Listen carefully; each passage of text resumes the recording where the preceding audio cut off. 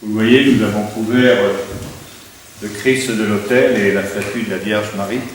Normalement, on devrait couvrir toutes les statues, tous les tableaux. C'est un rituel qui marque le moment très triste qui arrive, c'est-à-dire la passion du Seigneur.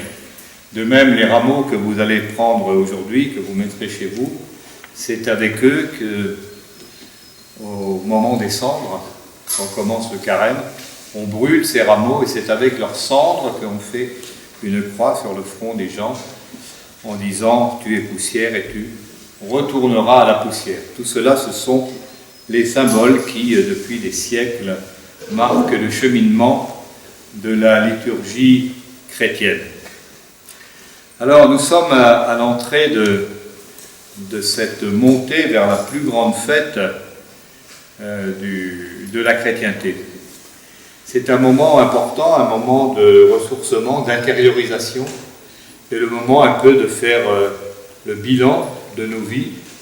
Qu'est-ce qui fonctionne, qu'est-ce qui ne fonctionne pas, qu'est-ce qui est de mon ressort, quelles sont les petites, on va dire, les petites corruptions qui se sont introduites dans ma vie, qui me prennent du temps, qui m'éloignent de l'essentiel. Quelles sont les addictions, petites ou grandes, qui font que mon temps est dévoré par des activités ou des pensées qui ne m'apportent pas grand-chose. Donc le carême, c'est fait pour ça. C'est fait pour faire un petit peu le point sur la manière dont on vit et porter remède à tout ce qui nous empêche d'être là dans le moment présent. Si on regarde la manière dont on vit avec objectivité, on s'aperçoit en fait qu'on est assez peu présent à notre vie. Lorsqu'on vit une journée d'une quinzaine d'heures par exemple, eh bien, si vous faites le bilan le soir, combien de temps au cours de cette journée nous avons été présents à notre pensée, à la pensée produite, à la parole prononcée, au geste accompli, eh bien on s'aperçoit qu'on a été présent très peu en fait. Parfois que quelques minutes de réelle présence à l'instant. Alors qu'est-ce qui s'est passé pendant tout le reste du temps? Eh bien nous avons fonctionné un peu automatiquement. Des choses se sont apparues par habitude. Alors notre cerveau a dit « ça je connais, alors voilà ce que je fais d'habitude, eh bien je continue, etc. » Et nous avons fonctionné par rapport à des automatismes sans réelle présence à l'instant. Et le temps passe. Et un jour on a 20 ans, et un jour on en a 50, et un jour on en a 70. Et puis quand on compte en 50 ans combien de temps on a été réellement à l'instant, on s'aperçoit qu'on est peut-être encore un très petit enfant. La présence à l'instant est fondamentale dans toute démarche spirituelle.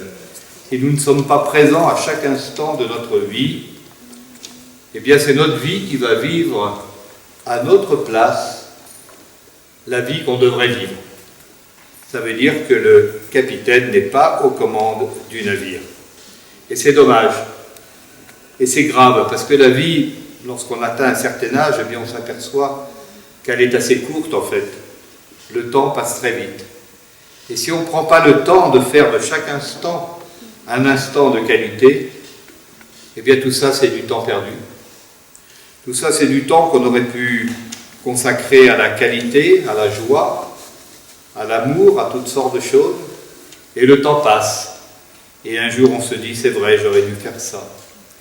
Quand on a commencé cette année, l'année 2025, nous l'avons placée ici sous le signe de l'amour.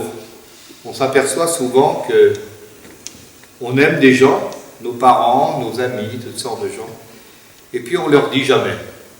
Alors on avait dit, eh bien nous, on va faire de cette année une année où on se dit les choses. Bien sûr, beaucoup me disent, mais cela va sans dire. J'aime ma mère, j'aime mon frère, ma sœur, ma femme, etc. Oui, cela va sans dire, mais ça va tellement mieux en le disant. Alors il ne faut pas perdre une seule occasion d'exprimer ce que l'on a au fond de notre cœur, par des paroles, par des actes, par une attitude qui fait comprendre à l'autre qu'on est là, qu'on est présent à cette personne, à chaque instant, toujours prêt à rendre service, à l'aider. C'est en fait le seul sens réel que l'on peut donner à notre vie, car quel serait le sens d'une vie si l'on ne s'occupait que de soi?